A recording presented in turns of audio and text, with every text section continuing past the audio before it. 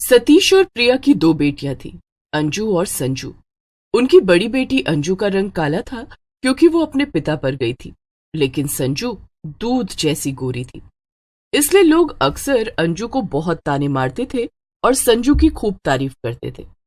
प्रिया शुरू से ही अंजू को उसके काले रंग की वजह से पसंद नहीं करती थी, लेकिन जब संजू पैदा हुई तब प्रिया बहुत खुश हुई क्योंकि संजू प्रिया की तरह ही गोरी चिट्टी थी। जब भी संजू स्कूल से घर आती थी तो वो अपनी माँ से अंजू की शिकायत करती थी। माँ इस अंजू से बोला करो मुझसे दूर रहा करे, ये हमेशा स्कूल में मेरे आसपास घूमती है और इसीलिए सब बच्चे इसका तो मजाक उड़ाते ही हैं, मगर साथ साथ मुझे भी कलूटी की बहन कहकर चिढ़ाते हैं। ये सुनकर प्रिया गुस्सा हो जाती थी। क्यों री अंजू, तू संजू से अलग क्यों नहीं रहती? माँ मैं क्या करूं, मेरा स्कूल में कोई दोस्त भी नहीं है, इसलिए मैं संजू के पास बैठ जाती हूँ। अब मैं अपनी ही बहन के पास नहीं बैठ सकती क्या? अरे तुझे शर्म नहीं आती?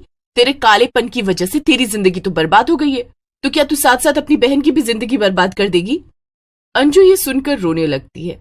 माँ मुझे माफ कर दो, मुझे नहीं पता था कि मेरे संजू के साथ रहने से उसकी जिंदगी भी बर्बाद हो जाएगी, लेकिन मैं काली हूं तो इसमें भला मेरी क्या गलती?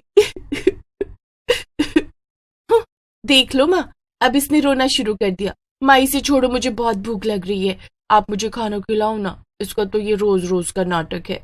हाँ मेरी प्यारी बच्ची, चल मैंने तेरे मनपसंद लौकी का कोफ्ता बनाया है और कल से तुझे स्कूल में कोई परेशान नहीं करेगा।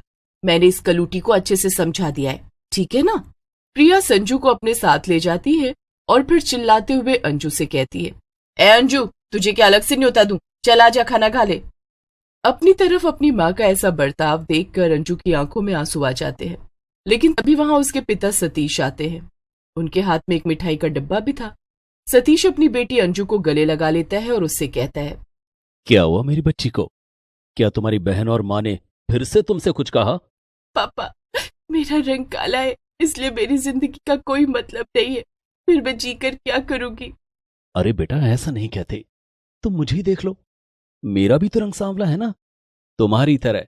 लेकिन देखो, मैंने खूब पढ़ाई लिखाई करी और मैं एक अच्छी नौकरी कर रहा हूं, और तुम्हारी माँ ने मुझसे शादी भी करी। बेटा, लोग तो हमेशा तुम में कोई ना कोई कमी निकालेंगे, लेकिन तुम बस अच्छे से पढ़ो लिखो और आगे बढ़ो। जब तुम सफल हो जाओगी तब कोई तुम्हारी कमी नहीं देखेगा। ये सुनकर अंजू चुप हो जाती है और अपने पिता की बात अच्छे से समझ जाती है। और ये देखो, मैं तुम्हारे लिए क्या लाया, तुम्हारी मनपसंद मिठाई। अरे वाह पापा, शुक्रिया। मिठाई देखकर अंजू खुश हो जाती है और मिठाई का डब्बा लेकर अपने कमरे में चली जाती है। धीमे धीमे अंजू ने अपने आसपास के उन लोगों की बातें सुनना बंद कर दिया जो उसे काला कहते थे, और वो सिर्फ और सिर्फ मन लगाकर पढ़ाई करने लगती है। देखते ही देखते अंजू और संजू का स्कूल और फिर कॉलेज भी खत्म हो जाता है और अब उनकी शादी का समय करीब आ रहा था। संजू शादी करने के लिए बड़ी उत्सुक थी, लेकिन एक समस्या थी जो उसे अंदर ही अंदर खाए जा रही थी। वो अपनी माँ प्रिया से जाकर कहती है, माँ मुझे शादी करनी है, आप इस संजू के लिए जल्दी रिश्ता ढूंढना शुरू करो। मुझे नहीं लगता इसे जल्दी कोई लड़का मिलेगा, और जब तक इसे लड़का नहीं मिलेगा मेरी भी शादी नहीं हो पाएगी। अरे बेटा, कह तो तू एकदम सही रही है, लेकिन मुझे नहीं लगता वो अंजू अभी इतनी जल्दी शादी करेगी। उसके सर पर तो पढ़ाई लिखाई का भूत सवार है ना। क्या?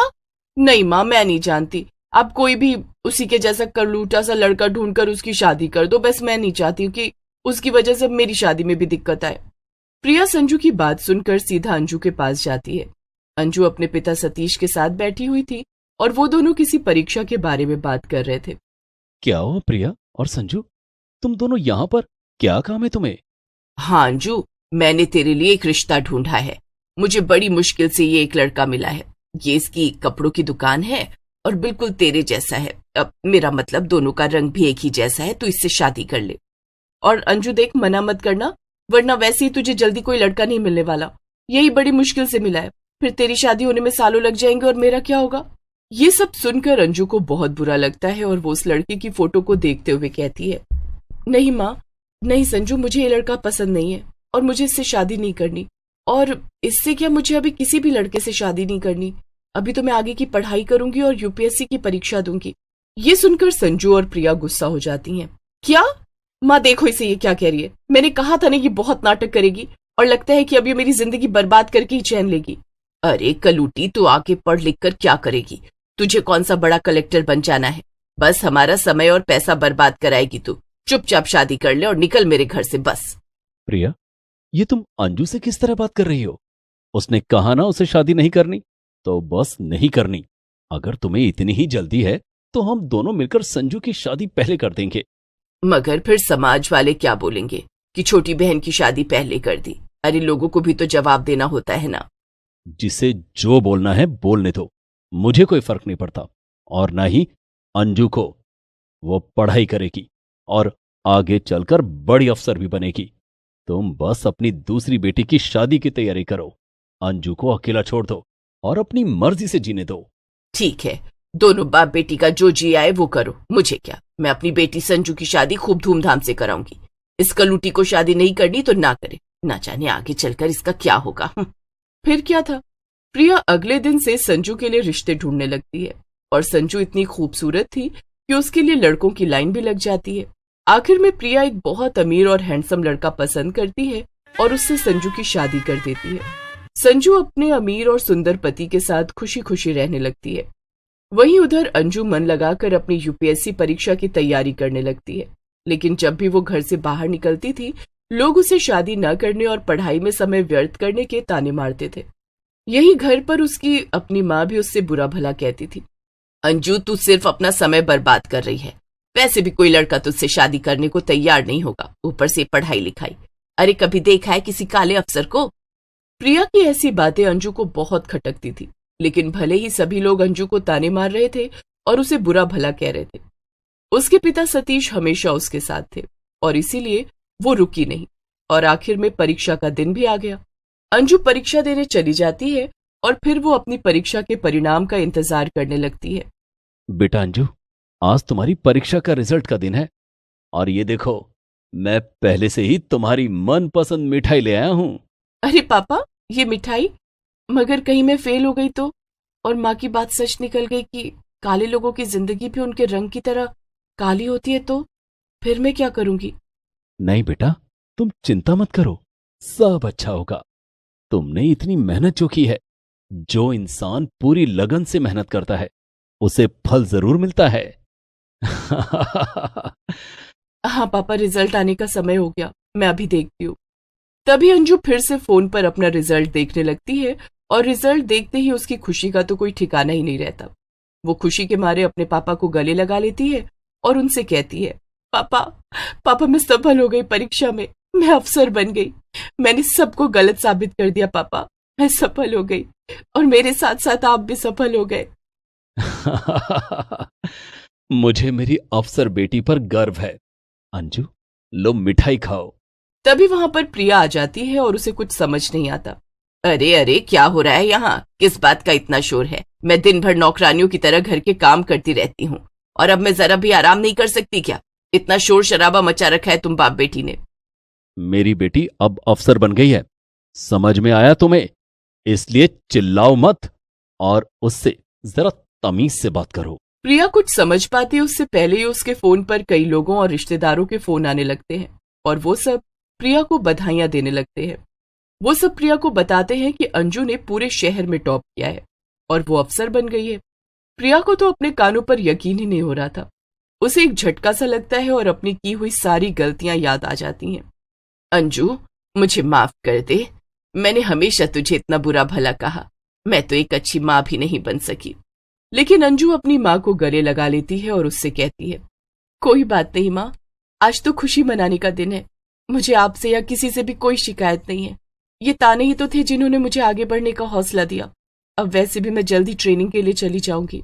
फिर अंजू, प्रिया और सतीश बाहर खाना खाने जाते हैं। कुछ ही दिनों में अंजू ट्रेनिंग पर चली जाती है और वहीं ट्रेनिंग पर उसे एक लड़का अनमोल मिलता है। अनमोल अंजू को चाहने लगता है और ट्रेनिंग के बाद वो दोनों शादी कर लेते हैं। उधर संजू का पति जितना अमीर और दिखने में सुंदर था, मन से उतना ही काला था। वो अक्सर संजू को मारता पीटता था। एक दिन संजू रोते हुए अंजू के पास आती है और उसे सब कुछ बता देती है। संजू, तू चिंता मत कर, तू उस लड़के से डिवोर्स ले ले और फिर तू किसी अच्छे आदमी से शादी कर लेना। मैं तेरी मदद करूंगी। मुझे माफ कर दे बहन, मैंने जिंदगी भर तुझे काले होने पर कितना सताया। लेकिन आज तू मुझसे ज्यादा अच्छी जिंदगी जी रही है, वो भी सिर्फ इसलिए क्योंकि तूने कभी काले गोरे में भेदभाव नहीं किया। कोई बात नहीं संजू, मैं तो सब कुछ भूल भी चुकी हूँ। तू भूल जा और भरोसा रख, अब सब ठीक हो जाएगा। अंजू संजू की डिवोर्स लेने में मदद करती है और फिर उसकी शादी एक दूसरे अच्छे लड़के से करवाती है। फिर अंजू अपने परिवार के साथ खुशी खुशी रहने लगती है और इस तरह अंजू और संजू दोनों काली और गोरी बहनों की शादी अच्छे से हो जाती है।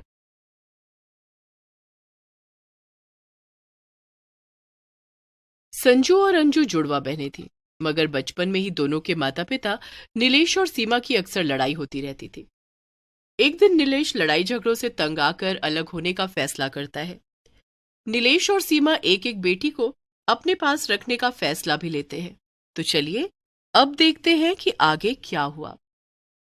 नीलेश सीमा से लड़ते हुए कहता है, सीमा, अब मैं तुम्हारे साथ इस छोटे से गांव की छोटी सी झोपड़ी में नहीं रह सकता। मैं ये सब छोड़कर शहर जा रहा हूं। ठीक है फिर, जैसा आपको ठीक लगे। मुझे भी आपके साथ नहीं रहना है। मुझे भी अब अपनी जिंदगी में शांति चाहिए। दोनों अपनी बच्चियों के बारे में नहीं सोचते हैं और समझौता करके डिवोर्स ले लेते हैं, जिसके बाद नीलेश संजू को अपने साथ शहर ले जाता है और सीमा अंजू के साथ गांव की ही झोपड़ी में रहने लगती है।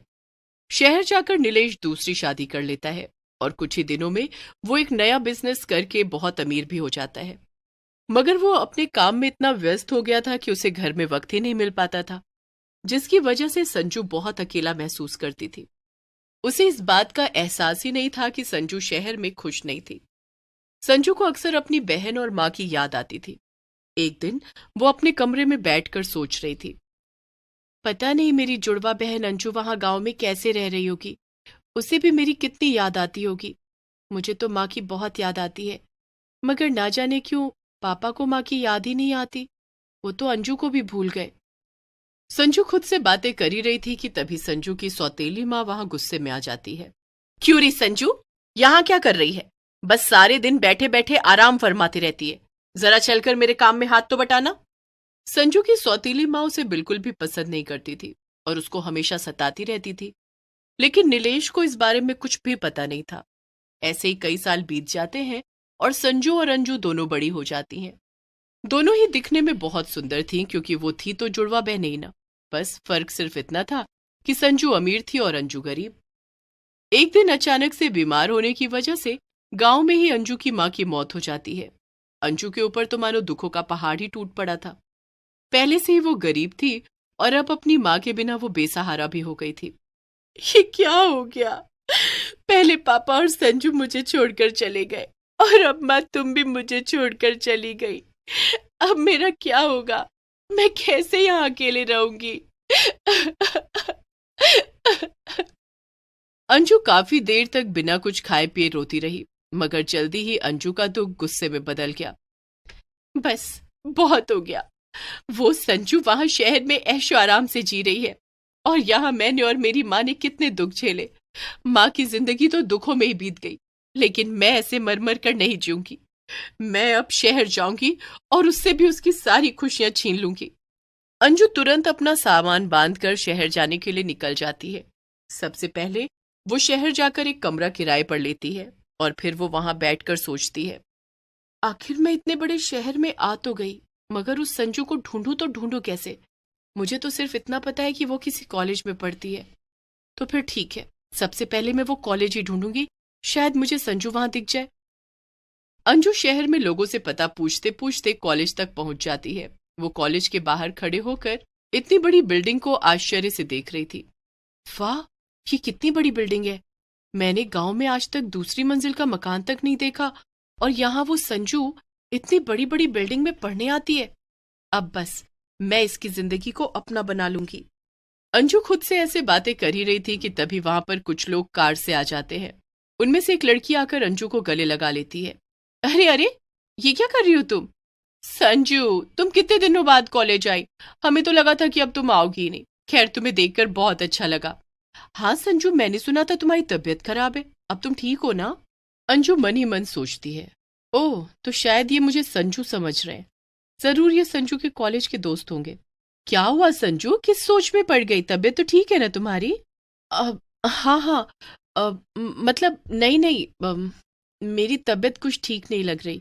तुम लोगों के पास तो कार है, क्या तुम लोग मुझे घर छोड़ दोगे मेरे?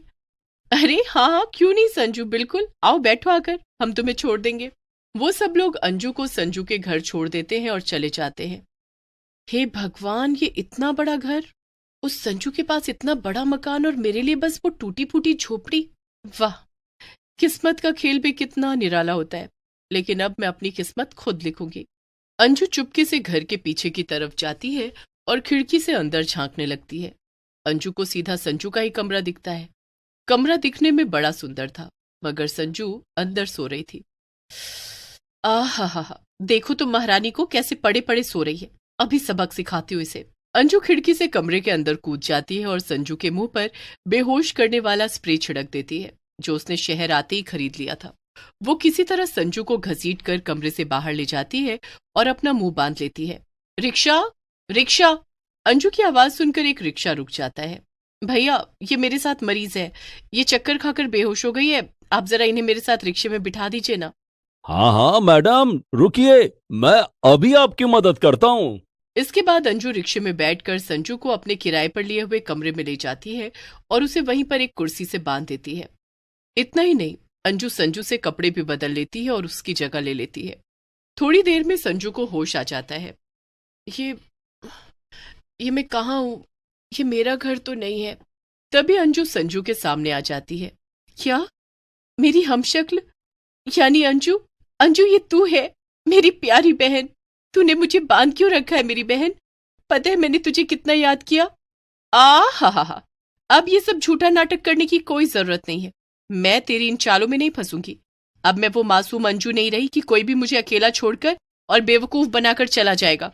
अब मुझे मेरा हक मांगना और छीनना दोनों ही अच्छे से आता है। क्या? ये सब तू क्या कह रही है अंजू? और सबसे पहले तो ये बता कि तूने मुझे बांध कर क्यों रखा है, और तूने मेरे कपड़े भी पहन लिए। तू आखिर करने क्या वाली है अंजू? मैं तो वही करूंगी जो हमेशा से होना चाहिए था। अब मैं तेरी जगह लूंगी और उस अमीरों वाले बड़े घर में रहूंगी जहां सारे ऐशो आराम है। क्या?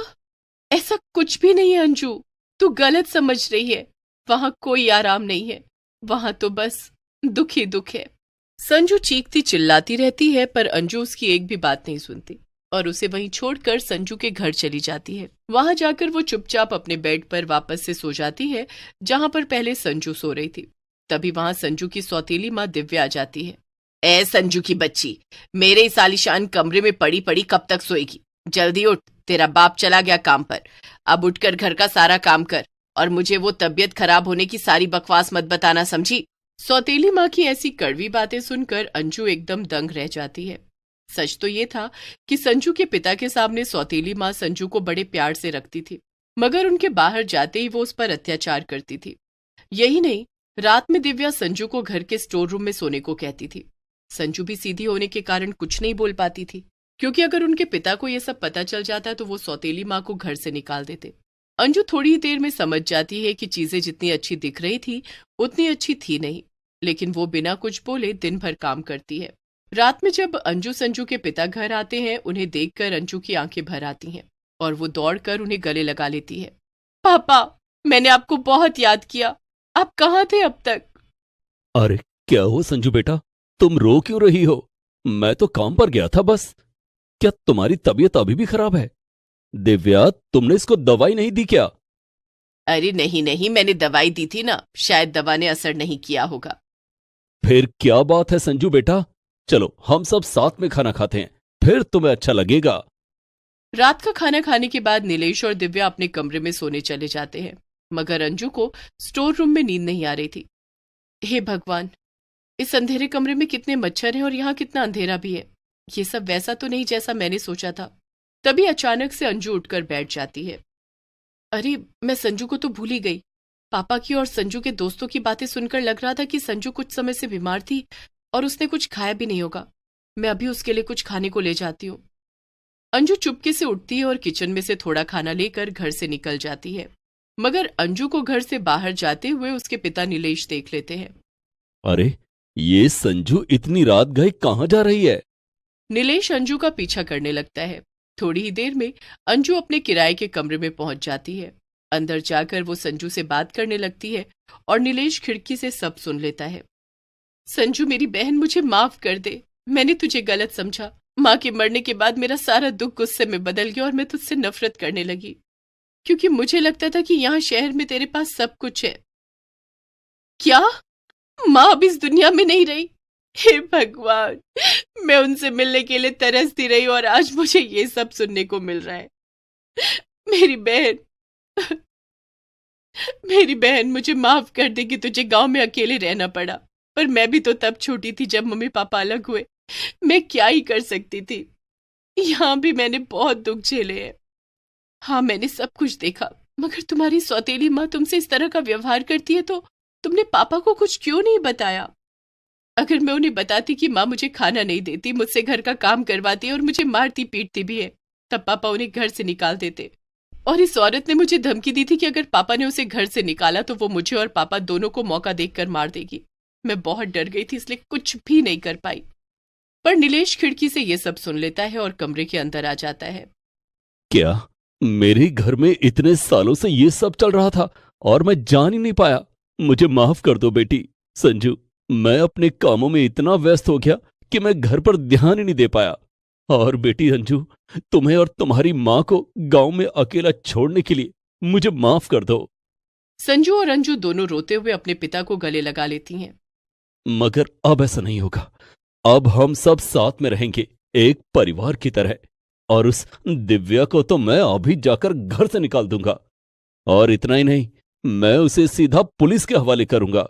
उसने इतने दिनों तक तुम पर इतने जुल्म जो किए हैं। नीलेश घर जाता है और दिव्या को घर से भगा देता है। इसके बाद वो खुशी खुशी अपनी दोनों बेटियों के साथ रहने लगता है। Please subscribe this channel.